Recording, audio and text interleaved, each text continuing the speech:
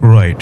ঘড়িতে সময় রাত 11:59 শুনছেন সব সময় নিকোলাস এম্পায়ার, আর শুরু হয়ে গেল হরর নাইটের নতুন এপিসোড, অতীতের প্রতিশোধ। আপনাদের সবাইকে নতুন এপিসোডের শুভেচ্ছা জানাচ্ছি। আমি নাজিব এবং আমার সঙ্গে সাউন্ডে রয়েছেন রিফাত। প্রথমেই আমাদের সাথে কানেক্টেড হওয়ার নিয়মটি জানিয়ে দিই। আপনার যে কোনো রকম ভালো লাগা বা খারাপ লাগার অনুভূতিগুলো আমাদের সাথে এই মুহূর্তে আপনি শেয়ার করতে পারেন। আপনি আমাদেরকে এসএমএস করতে পারেন। আমাদেরকে এসএমএস করতে চাইলে আপনি আপনার মোবাইলের মেসেজ অপশনে গিয়ে টাইপ করুন HN স্পেস দিয়ে আপনার নাম, স্পেস দিয়ে আপনার লোকেশন এবং স্পেস দিয়ে আপনার এসএমএসটি টাইপ করে পাঠিয়ে দিন 9865 এই নাম্বারে। আপনি আপনার জীবনে ঘটে যাওয়া যে কোনো হরর স্টোরি আমাদের সাথে শেয়ার করতে চাইলে আমাদেরকে ইমেলও করতে পারেন। আমাদের ইমেল অ্যাড্রেসটি হলো horrornight731@gmail.com।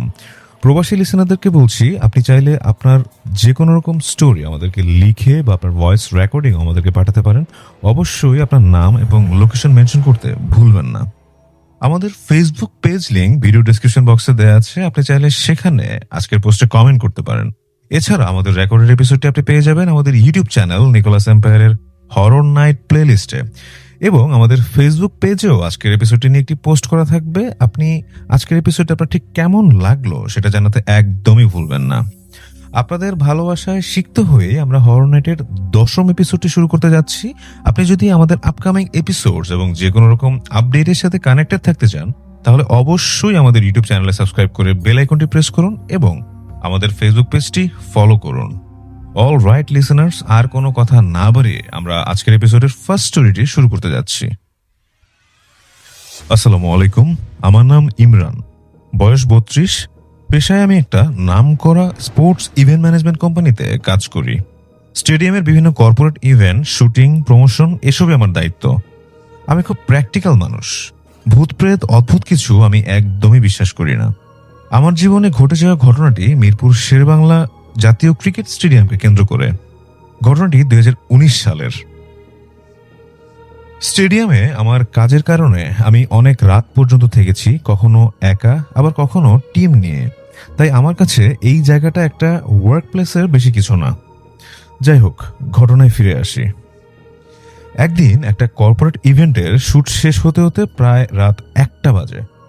সবাই চলে যায়, শুধু আমি আর আমার এক অ্যাসিস্ট্যান্ট শেষ পর্যন্ত রয়ে যাই আমাদের ইকুইপমেন্টগুলো সব গোছানোর জন্য। হঠাৎ আমার অ্যাসিস্ট্যান্ট বলে, ভাইয়া, আমার খুব টায়ার্ড লাগছে, আমি একটু মুখ হাতে পানি দিয়ে আসি। তখন আমি অবস্থান করছিলাম গ্যালারির ঠিক পাশেই। সঙ্গত কারণে গ্যালারির এক্স্যাক্ট লোকেশন অথবা ডিরেকশনটা আমি দিচ্ছি না। পুরো স্টেডিয়াম তখন অদ্ভুত নীরব, বাতাসও যেন থেমে আছে। হঠাৎ উপরের এক কোণা থেকে খচখচ শব্দ আসে। আমি তাকিয়ে দেখি গ্যালারির একদম উপরের রোতে কেউ বসে আছে। অন্ধকারে স্পষ্ট না, কিন্তু মনে হয় একজন মিডল এজড লোক মাথা নিচু করে বসে আছে। আমি ভাবছিলাম হয়তো কোনো স্টাফ ঘুমিয়ে পড়েছেন। আমি তখন শাউট করে প্রশ্ন করছিলাম, হ্যালো, কেউ কি আছেন ওখানে? কিন্তু কোনো উত্তর নেই। অগত্যা আমি সিঁড়ি দিয়ে উপরে উঠতে থাকি।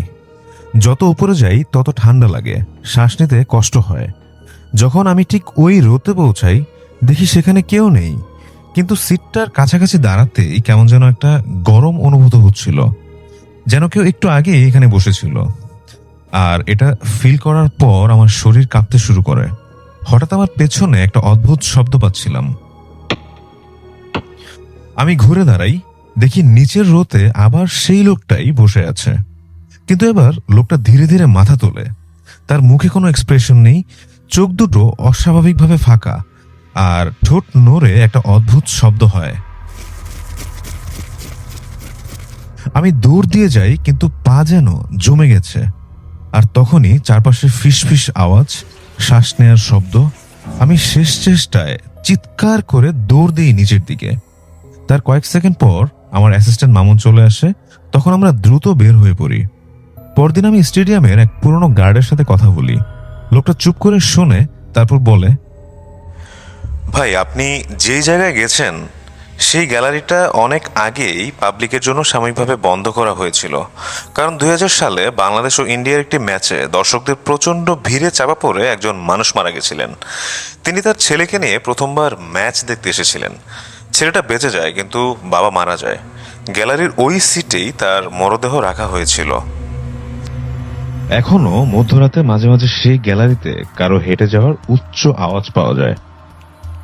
এরপর আমি আর কখনোই ওই গ্যালারিতে একা যাইনি। এই ছিল আমার ঘটনা। Thank you so much Imran, এত সুন্দর স্টোরিটি আমাদের সাথে শেয়ার করবার জন্য। লিসেনার্স, আশা করছি আপনাদের সবার কাছেই স্টোরিটি বেশ ভালো লেগেছে। সো আমরা আমাদের দ্বিতীয় ঘটনায় চলে যাচ্ছি। লিখে পাঠিয়েছেন সায়েম নারায়ণগঞ্জ থেকে। আসসালামু আলাইকুম নাজিব ভাইয়া, আমার নাম সায়েম। আমি ঢাকায় একটা রিনাউন্ড ফার্মাসিউটিক্যালস কোম্পানিতে কাজ করি। সঙ্গত কারণেই কোম্পানির নামটা আমি বলছি না। আমি যেহেতু সেলসে জব করি, তাই রাত করে বাসায় ফেরাটা আমার জন্য খুব নর্মাল একটা ব্যাপার। রাত 1টা 2টা এমনকি 3টাও হয়ে গেছে অনেক সময়। কিন্তু আজকে আমি যেই ঘটনাটা বলবো, ওই রাতের পর থেকে আমি আর কখনোই একা রাতে ওই রাস্তা দিয়ে যাই না। ঘটনাটা এই বছর জানুয়ারি মাসেরই। সেদিন ছিল শুক্রবার। একটা ক্লায়েন্ট মিটিং শেষ করতে করতে রাত প্রায় 1:40 বাজে। আমি বাইক নিয়ে বাসার দিকে রওনা দিই, আর শর্টকাট হিসেবে 300 ফিট রোডটাই বেছে নেই।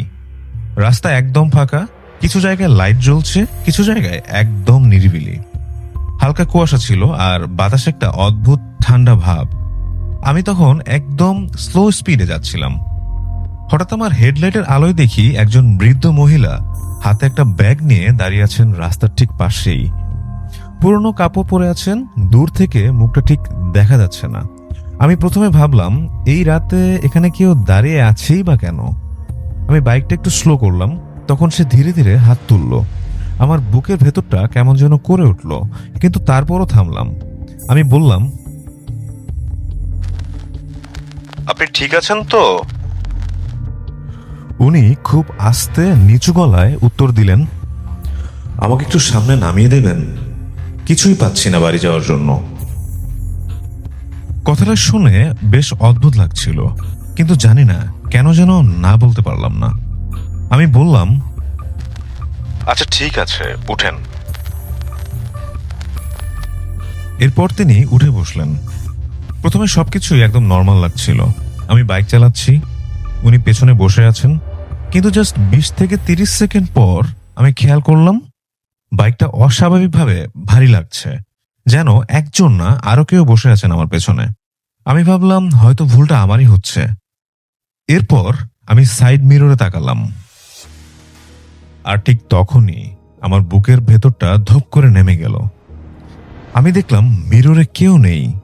আমি বুঝতে পারছিলাম আমার পেছনে কেউ বসে আছেন, কিন্তু মিররে কিছুই দেখা যাচ্ছে না। আমার হাত কাঁপতে শুরু করলো।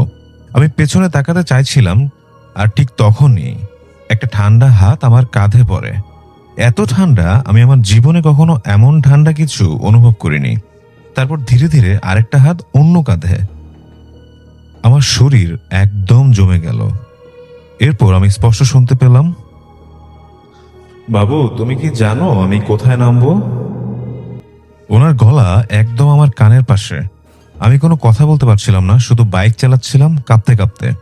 হঠাৎ শুনলাম, আমি এখানেই মরেছিলাম। এই কথাটা শোনার সাথে সাথে আমার সামনের রাস্তা একেবারেই বদলে গেল। আমি দেখি রাস্তায় রক্তের মতো কিছু ছড়িয়ে আছে, ভাঙা কাঁচ, একটা গাড়ির বিকৃত শ্যাডো। আমি চিৎকার করে বললাম, নামেন, প্লিজ নামেন। কিন্তু পেছন থেকে চাপ বাড়তে লাগলো, যেন কেউ আমাকে জোর করে সামনে চালাতে বাধ্য করছে। আমার হাত কাঁপছিল, বাইক নিয়ন্ত্রণে ছিল না, আর তারপর সামনে ধুম করে পড়ে গেলাম। কতক্ষণ পরে জ্ঞান ফিরেছিল তা ঠিক জানি না। চোখ খুলে দেখি আমি রাস্তার পাশে শুয়ে আছি। একটা চায়ের দোকানের লোক আমাকে পানি দিচ্ছে। সে প্রথমেই আমাকে জিজ্ঞেস করলো, আপনি কি কাউকে বাইকে তুলেছিলেন? আমার শরীর ঠান্ডা হয়ে গেল। আমি কিছুই বলতে পারছিলাম না। লোকটা নিজে থেকেই বলতে শুরু করলো, এই জায়গায় 2 বছর আগে একটা অ্যাক্সিডেন্ট হয়েছিল। একটা গাড়ি এক মহিলাকে ধাক্কা দেয়, আর সেই মহিলাটি সেখানেই মারা যান। তারপর তিনি আমার দিকে তাকিয়ে বললেন, এখনো মাঝে মাঝে সেই রাস্তাতে সেই মহিলার অবয়বে কারো ছায়া বা কারো প্রতিচ্ছায়া দেখতে পাওয়া যায়। পরদিন আমি আবার ওই জায়গায় যাই। ভয় লাগছিল, কিন্তু তারপরও গিয়েছিলাম। আমি দাঁড়িয়ে দোয়া পড়লাম আর কিছু টাকা দান করলাম। এরপর থেকে আমি আর কখনো ওই রাস্তা দিয়ে রাতে যাই না। কিন্তু একটা কথা আজও আমার মাথা থেকে একেবারেই যাচ্ছে না, আর সেটা হচ্ছে আমি যখন পড়ে যাচ্ছিলাম শেষবার, আমি কেন যেন তখন আমার অবচেতন মনেই স্পষ্ট শুনেছিলাম, আমি এখনো বাড়ি পৌঁছাতে পারিনি। এই ছিল আমার গল্প। সবার উদ্দেশ্যে শুধু এতটুকুই বলতে চাই, আপনারা যদি কখনো রাতে 300 ফিট রোড দিয়ে যান আর কেউ যদি আপনাকে হাত তুলে থামার ইশারা দেন, একবার হলেও ভাববেন সে কি আসলেই পথযাত্রী নাকি অন্য কিছু। এই ছিল আমার ঘটনা। পড়ে শোনালে খুব খুশি হব। অসংখ্য ধন্যবাদ সায়েম, চমৎকার ঘটনাটি আমাদের সাথে শেয়ার করার জন্য। It's a big alert. Personally একা একা মধ্যরাতে চলার সময় আমাদের সবারই উচিত হবে একটু কেয়ারফুলি চলা, রাস্তাঘাটে একটু সাবধানতা অবলম্বন করা, আর সবসময় চোখ কান খোলা রেখে চলা। অল রাইট লিসেনার্স, হরর নাইটের সকল লিসেনারদেরকে মন থেকেই কৃতজ্ঞতা জানাচ্ছি। আর আপনাদের ইন্সপায়ারেশনেই ইনশাআল্লাহ আমরা অনেক দূর এগিয়ে যেতে পারবো। আজকে একদমই যেতে ইচ্ছে করছে না, বাট তাও আমরা আজকের এপিসোডের একেবারেই শেষ পর্যায়ে। আশা করছি নেক্সট উইকে আবার আপনাদের সাথে কথা হবে। টিল দেন আপনারা সবাই সুস্থ থাকুন, সুন্দর থাকুন, মোস্ট ইম্পর্টেন্টলি হরর নাইটে মেতেই থাকুন। Bye bye.